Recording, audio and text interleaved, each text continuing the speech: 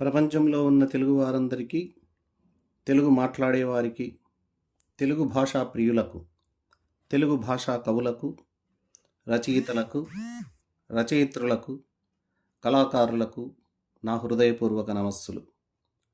తెలుగు భాషా దినోత్సవ సందర్భంగా నా శుభాకాంక్షలు.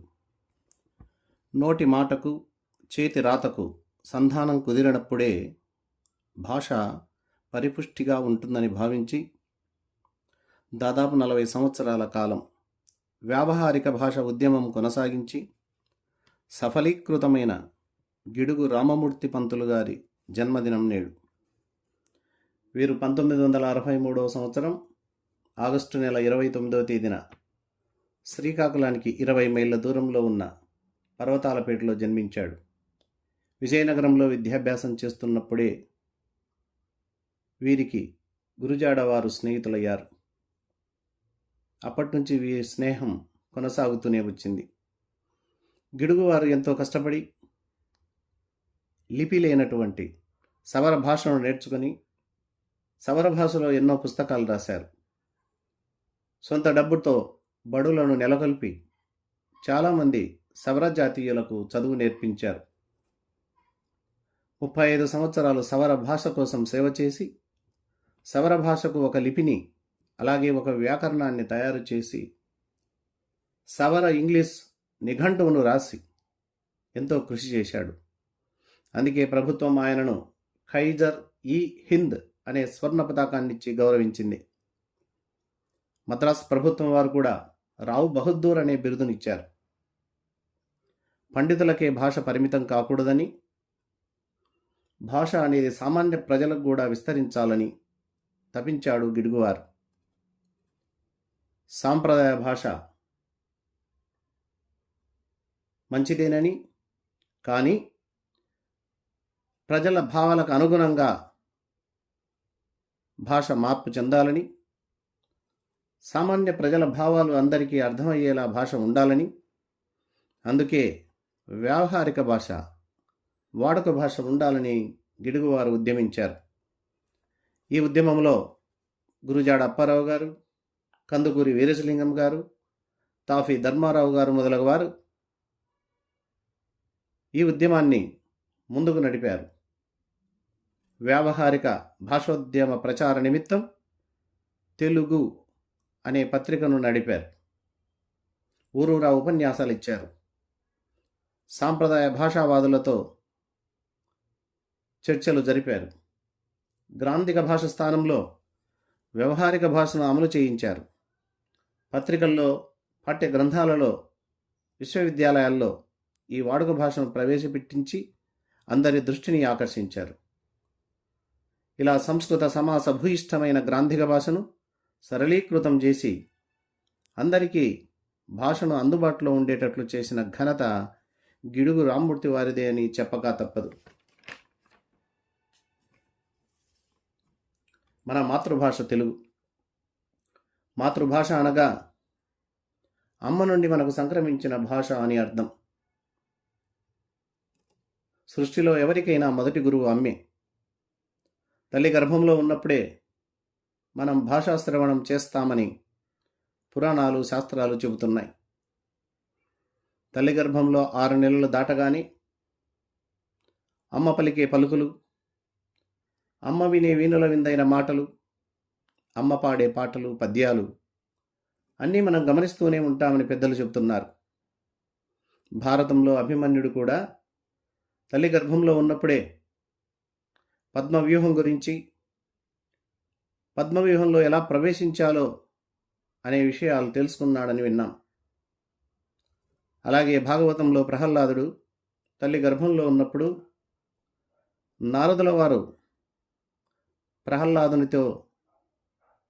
ప్రహ్లాదుని తల్లితో చెప్పినటువంటి హరికథలు, హరినామ కీర్తనలు గర్భంలోనే విన్నాడని, అందుకే ప్రహ్లాదుడు జన్మించిన తర్వాత గొప్ప హరిభక్తుడయ్యాడని, తద్వారా శ్రీహరి దర్శనం చేసుకోగలిగాడని తెలుసుకున్నాం కదా.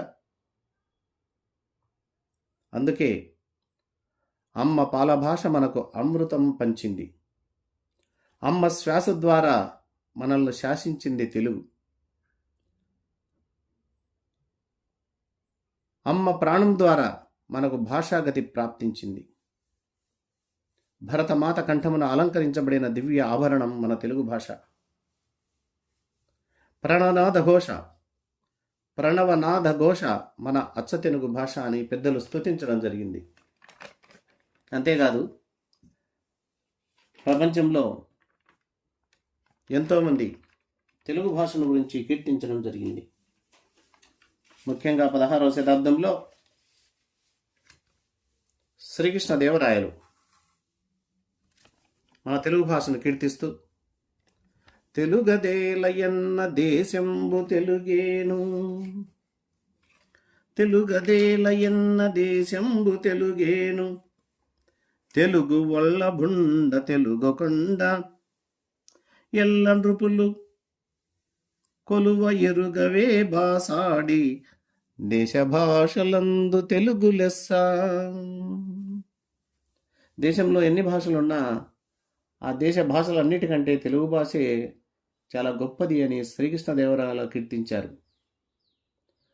సంస్కృత కవులను పోషించి సంస్కృత భాషను వ్యాప్తి చేసిన భోజనులాగా తెలుగు భాషను ప్రేమించి తెలుగు భాషను నేర్చుకొని ఆముక్తమాల్యద అనే గొప్ప ప్రబంధాన్ని రచించి అష్టదిగ్గజ కవులను పోషించి వారి ద్వారా తెలుగు భాష సౌరభాలను ప్రపంచానికి వెదజల్లిన శ్రీకృష్ణదేవరాయలు నిజంగా ఆంధ్రభోజుడే కదా. ఓ తెలుగు భాష మొదల్ని ముద్దు బిడ్డలరా, మన తెలుగు భాష గురించి చెప్పాలంటే ఒక అద్భుతమైన పద్యం వినండి. పాలమీగడ కన్న పాయసాన్నము కన్న తీయనైనది మన తెలుగు భాష, పాలమీగడ కన్న పాయసాన్నము కన్న తీయనైనది మన తెలుగు భాష, పంచదారల కన్న పనస తొనల కన్న, పంచదారల కన్న పనస తొనల కన్న తీయనైనది మన తెలుగు భాష, జుంటి తేనెల కన్న జున్ను ముక్కల కన్న, జుంటి తేనెల కన్న జున్ను ముక్కల కన్న తీయనైనది మన తెలుగు భాష, తీయ మామిడి కన్న తీపులన్నిటి కన్న, తీయ మామిడి కన్న తీపులన్నిటి కన్న తీయనైనది మన భాష తెలుగు భాష, తెలుగు భాషలో పుట్టుటే దివ్యవరము, తెలుగు తల్లిని ఎదలోన తలచుకొనుచు, తెలుగు తల్లిని ఎదలోన తలచుకొంచు, పూజ్యభావము తను వెల్ల పులకరింప,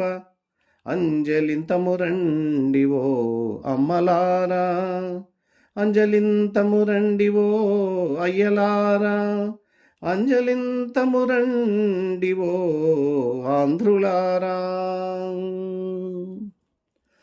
పాల మిగడ కంటే పాయస అన్నము కంటే ఎంతో తీయనైనటువంటిది మన తెలుగు భాష. పంచదార కంటే పనసపండు తొనల కన్నా తీయనైనటువంటిది మన తెలుగు భాష. తేనె కన్నా జున్ను ముక్కల కన్నా తీయనైనది మన తెలుగు భాష. మామిడి కన్నా తీయనైనటువంటిది మన తెలుగు భాష. అందుకే తెలుగు భాషలో తెలుగు దేశంలో పుట్టడమే దివ్యవరం. తెలుగు తల్లిని నిరంతరం మన హృదయంలో తలంచుకుంటూ ఆ తెలుగు తల్లిని పూజ్య భావముతో పూజిస్తూ తనువంతా పులకరించే విధంగా భక్తిభావంతో రెండు చేతులు జోడించి నమస్కారం చేద్దాం. ఓ అమ్మలారా రండి, ఓ అయ్యలారా రండి, ఓ ఆంధ్రులారా రండి అని మనమంతా కలిసి తెలుగు భాషను చాలా చక్కగా కీర్తించాలి. ఇక తెలుగు భాషలో ఒక గొప్పతనం ఉన్నది. ఎన్ని భాషలు వచ్చినా, ఎన్ని భాషా పదాలు వచ్చినా వాటినన్నిటినీ కలుపుకొని ఒక సమాహార కళలాగా అభివృద్ధి చెందుతున్నది మన తెలుగు భాష. తెలుగు భాషలో ఉన్నటువంటి సంధులు, సమాసాలు, అలంకారాలు, ప్రకృతి వికృతులు, పర్యాయపదాల గురించి ఓ చక్కని పద్యం వినండి. సంధి సమాసముల్ సరిమూవ గజ్జలు, ధీయలంకారముల్ దివ్య నిధులు, రసములు పాకములు రమ్యమౌ రీతులు, శయ్యలు వ్యుత్పత్తి సాధనములు, ప్రకృతి వికృతులును పర్యాయ పదములు, సామెతల్ నానార్థ సంగతులును, పద్యము గద్యము వచనము వ్యాసము గీతము, సర్వ సంగీతమయము, సరళము ప్రౌఢము సార్వజనీనము, శ్రవణ సౌలభ్యంబు జానతనము, బాలవాంగ్మయ రూపము పరిఢవిల్లు, కథలు నవలలు నాటికలు కాంతి నింప, కలికి తనమెల్ల నిండిన కావ్య భాష, దివ్య కావ్య సమున్మేష తెలుగు భాష. కలికి తనమెల్ల నిండిన కావ్య భాష, దివ్య కావ్య సమున్మేష తెలుగు భాష. తెలుగు భాషలో సంధులు, సమాసాలు మువ్వల్లాగా గజ్జల్లాగా అందాన్నిస్తూ ఉంటాయి. మనకు దివ్య నదులు ఏవో కాదు, మనకు దివ్య నిధులు ఏవంటే అలంకారంలే. పద్యంలో ఉన్నటువంటి నవవిధ రసములు, రకరకాల పాకములు, రమ్యమైనటువంటి పద్ధతులు, వ్యుత్పత్తులు అన్నీ తెలుగు భాషకు శయ్యలు, సాధనాలు. భాషలో ఉన్న ప్రకృతులు, వికృతులు, పర్యాయపదాలు, సామెతలు, నానార్థాలు, జాతీయాలు మొదలగునవన్నీ కూడా తెలుగు భాషకు అందాన్ని, అలంకారాన్ని ఇస్తూ ఉన్నాయి. తెలుగు భాషలో పద్యమని, గద్యమని, వచనమని, వ్యాసమని, గీతమని,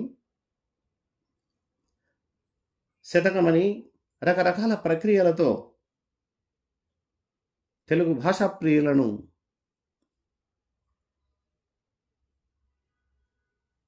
ఎంతో ఆనందంలో ముంచివేస్తున్నది మన భాషా సౌందర్య పటిమ. చెన్నైసూరు రాసినటువంటి బాల వ్యాకరణం, ఎంతోమంది జానపద కళాకారులు రచించినటువంటి జానపద వాంగ్మయము, కథా రచయితలు రచించిన కథలు, నవలా రచయితలు రచించిన నవలు, ఎంతోమంది రాసినటువంటి నాటికలు మన తెలుగు భాష కాంతిని వెదజల్లుతూ ఉంటే మన తెలుగు భాష దివ్యమై, సుందరమై వెలుగొందుతూ ఉన్నది. ఇటీవల కాలంలో ఈ తెలుగు భాషకు ఆదరణ కరువు అవుతున్నది. విద్యార్థులు తెలుగు భాషను సరిగా చదవలేకపోతున్నారు అని వాపోతూ ఉన్నాం. నిజమే, దీనికి ఎన్నో కారణాలు ఉన్నాయి. తల్లిదండ్రులకు తెలుగు భాష పట్ల సరైనటువంటి ఇష్టం లేకపోవటం, భవిష్యత్తులో వారి పిల్లలు విదేశాల్లో ఉద్యోగాలు చేయాలంటే ఆంగ్ల భాష అవసరమని ఆంగ్ల భాష వ్యామోహంతో ఆంగ్ల భాషకి ఎక్కువ ప్రాధాన్యతనివ్వడం, ప్రభుత్వాలు కూడా పాఠశాల స్థాయి నుండి తెలుగు భాషకు సరైనటువంటి ఆదరణ చూపకపోవడం, ఇవన్నీ కూడా మన మాతృభాష, మన తెలుగు భాష కాస్త క్షీణించడానికి కారణాలవుతున్నాయి. మరి ఈ స్థితి నుంచి మనం బయటపడాలి అంటే, మన తెలుగు భాష అభివృద్ధి చెందాలంటే ప్రతి తెలుగువాడు తప్పక గిడుగు వారిలాగా ముందడుగు వేయాలి. ప్రభుత్వం వారు కూడా తెలుగుకు సరి అయిన ప్రాధాన్యతనివ్వాలి. ప్రాథమిక పాఠశాల స్థాయి నుండి తెలుగు భాషా పండితులను నియమించాలి. పాఠశాలలో చిన్నపిల్లలకు ట్వింకిల్ ట్వింకిల్ లిటిల్ స్టార్ అనేటటువంటి రైమ్స్తో నేర్వడానికి ముందే చందమామ రావే, జాబిల్లి రావే అనే గేయాలు తప్పనిసరిగా నేర్పించాలి. ఏబిసిడీలను నేర్పకముందే అ ఈలతో చదువును ప్రారంభించాలి. బాల్యం నుండే విద్యార్థులకు సాహిత్యం పట్ల, భాష పట్ల ఇష్టం కలిగేటట్లు, నేర్చుకునేటట్లు ప్రోత్సహించే బాధ్యత ఉపాధ్యాయులదే కాదు, తల్లిదండ్రులదే కాదు, ప్రభుత్వానిదే కాదు, తెలుగు భాష తెలిసినటువంటి ప్రతి ఒక్కరిది, ప్రతి తెలుగు తల్లి బిడ్డది అనే విషయాన్ని అందరూ గుర్తుంచుకోవాలి. సాహితీ గోష్ఠుల ద్వారా, అవధానాల ద్వారా, సాంస్కృతిక కార్యక్రమాల ద్వారా, పద్య పఠనాల ద్వారా, భాషా క్రీడల ద్వారా పిల్లల్లో భాషపై ఆసక్తిని పెంచాలి. ప్రత్యేకంగా పాఠశాలల్లో వారానికి కొన్ని పీరియడ్లు కేటాయించి తెలుగు భాష అభివృద్ధికి కంకణం కట్టుకోవాలి. జానపద గేయాలను సేకరించినటువంటి జానపద గేయాలను పరిచయం చేసి, మాండలిక పదాలను పరిచయం చేసి, మాండలిక పదాలు మాండలిక భాష రూపు మాపకుండా ఆ మాండలిక భాష పదాలను కూడా అభివృద్ధి చేయించాలి. అలాగే పెద్ద పెద్ద ఉద్యోగాలైనటువంటి గ్రూప్ 1, గ్రూప్ 2 ఉద్యోగాలలో తెలుగు మాధ్యమంలో చదివినటువంటి వారికి ప్రత్యేక అవకాశాలను కల్పించాలి. తెలుగు కవులు, తెలుగు కళాకారులు, తెలుగు భాష అభిమానులు, తెలుగు తల్లి ముద్దు బిడ్డలు భాషా వ్యాప్తికి యథాశక్తి సహాయ సహకారాలు అందించినప్పుడే తెలుగు భాష 3 పువ్వులు 6 కాయలుగా అభివృద్ధి చెందుతుంది. ఏవి తల్లి నిరుడు వీచిన తెలుగు వీచికలేవి తల్లి అనే వాక్యానికి స్వస్తి చెప్పుదాం. ప్రపంచంలో తెలుగు తల్లి పతాకం రెపరెపలాడించే స్థితికి స్వాగతం చెబుదాం. ప్రతి ఒక్కరూ తెలుగు భాష అమ్మ తల్లి ముద్దు బిడ్డలు, తెలుగు భాష అభిమానులు అందరూ కూడా యథాశక్తి తెలుగు భాష అభివృద్ధికి కేవలం మాటలతో గారు చేతల్లో కూడా వారి సత్తా చూపించాలని, తెలుగు భాష అభివృద్ధికి తమ వంతు కృషిని మనస్ఫూర్తిగా అందించాలని కోరుకుంటూ, తెలుగు భాషా తల్లికి మరొక్కసారి వందనాలు సమర్పిస్తూ, అందరికీ మరొక్కసారి తెలుగు భాష దినోత్సవ శుభాకాంక్షలు తెలియజేస్తూ ఈ అవకాశం కల్పించినందుకు ధన్యవాదాలు సమర్పిస్తూ సెలవు తీసుకుంటున్నాను. జై తెలుగు తల్లి, జై హింద్, భారత్ మాతాకి జై.